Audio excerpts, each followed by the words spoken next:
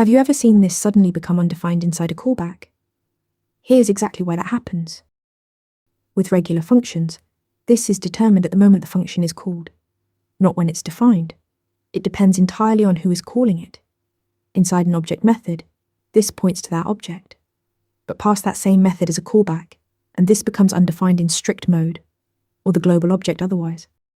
Arrow functions work completely differently. They do not have their own this. Instead, they inherit this from the surrounding scope where they were written. At definition time, not call time. So if an arrow function is defined inside a class method, this always refers to the class instance, no matter how or where that function gets invoked later. Because arrow functions capture this lexically, you cannot override it. Calling .call, .apply, or .bind on an arrow function has absolutely no effect on this. The value stays locked to the enclosing scope where the arrow function was originally created. This distinction matters most in class methods and async callbacks. Inside a class, define event handlers or timer callbacks as arrow functions to keep this bound to your instance automatically. Reserve regular functions for object methods or constructors where you actually want the caller to control the binding. Arrow functions lock this at definition time. Regular functions resolve it at call time.